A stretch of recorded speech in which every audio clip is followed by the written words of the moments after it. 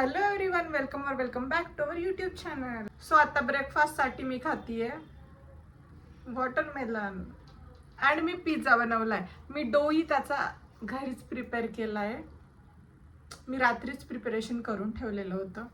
So मस्त असा pizza बनवलाय मी ब्रेकफास्टला. काय करून बघूया.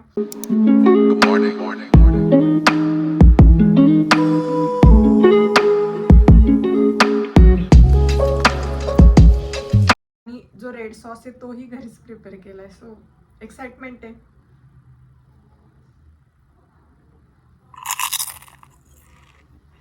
गुड, मस्त झाली टेस्ट. मला वाटलं नव्हतं इतकं सुंदर होईल, बट खरंच मस्त झालाय. सो खूप जास्त भूक लागली आहे, पटकन संपवून पुढे भेटते.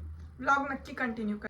लाईफमध्ये अशा छोट्या मोठ्या इन्व्हेस्टमेंट करायला हव्या ना, जरी ग्रेट नको राहिलं इन्व्हेस्टमेंट करण्याचा.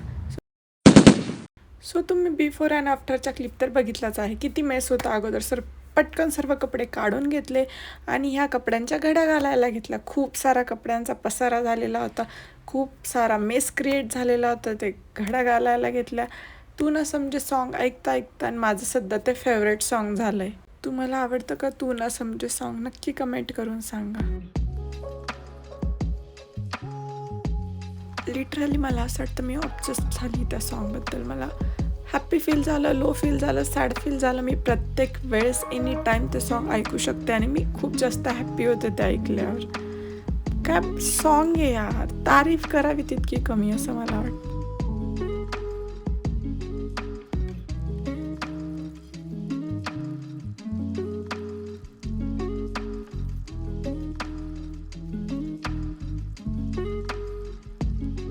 माही मेरे भाग फोड दिए तन्ने किस टाकीते कर्या Bihar. I know I am not a singer. माझा आवाज इतकाही सुंदर आहे असं मी बिलकुल बोलत नाही, बट स्वतःच्या फिलिंग्स आहे. स्वतःला आवडतं तर हसलं पाहिजे, गायलं पाहिजे, नाचलं पाहिजे असं मला वाटतं. अँड हो, मी याआधी बोलली आहे, एकच लाईफ आहे, एन्जॉय करून घ्या. तुम्ही न आवडणारे कामं करण्यासाठी कोणत्या ट्रिक्स यूज करतात मला नक्की सांगा. मेरा ते सब लूट जाऊंगा, तेरा ते कुछ भी बिगड़या ना. प्यार ते सुंजा झगडी तू आगे उछाना. बोल्या कर मने कदे काम ते गेल गुमा. बस यारा संग ना डोल्या कर. बस मेरा बन के रह के जाते और ना यू दिल खोल्या कर. मैं घर के छोड़ के आई, तू मेरे प्यार नू ना तोल्या कर. फायनली सर्व कपड्यांच्या घड्या घालून झाल्या.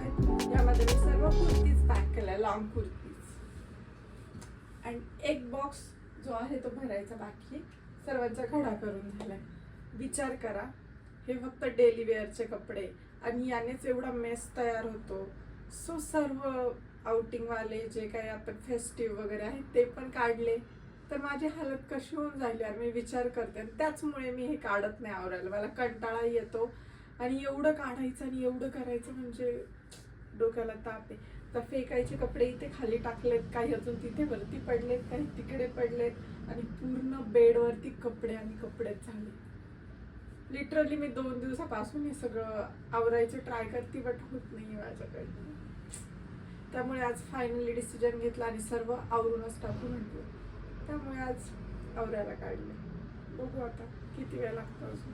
मी खरं सांगते, गाणं लावून लावून हे काम केलंय. झोप काढली मध्येच, मध्ये टीव्ही बघितलाय, थोडा वेळ जेवण केलंय, फ्रुट्स खाल्लीये, पिझ्झा खाल्ला, पास्ता खाल्लाय. असं करता करता आवरले. कंटाळा येतो.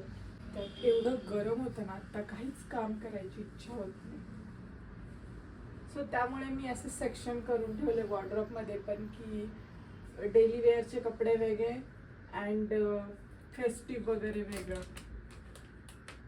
आणि आपण जेव्हा कपडे घ्यायला जातो तेव्हा काय वाटतं, प्रत्येक ड्रेस असा आपल्याकडे असावा असं कधीच वाटत नाही की हा यार हे कपडे नको आहेत. बट जेव्हा आवरायला काढतो हे असं तेव्हा वाटतं की यार किती कपडे आपल्याकडे. कुठे जायच्या वेळेस कुठे निघतो तेव्हा आपल्याला काय वाटतं की यार माझ्याकडे तर कपडेच नाही आहे, माझ्याकडे हेच नाही आहे, तेच नाही आहे. पण आवरायला काढल्यावर कळतं की किती सारे कपडे असतात आपल्याकडे. ही गोष्ट प्रत्येक मुलगी रिलेट करेल असं मला वाटतं. चला आता हे पटकन पॅक करते मी. सो आफ्टर ऑल सगळा मेस क्लिअर करून हे असं काहीच कबड दिसतंय. बिफोर आफ्टर तुम्ही बघालच. काय बोलावं मला खरंच विचार करायला होत नाही की यार काय हे काय होणार असं, काय एवढे कपडे घेतो आपण. मग ठीक आहे, एकच लाईफ आहे, एन्जॉय करून घ्यायला हवी. कबड्डी डन झालं. मला एकदम अशी खुशी होते आतून, यार हा मी केलं, झालं एकदाच.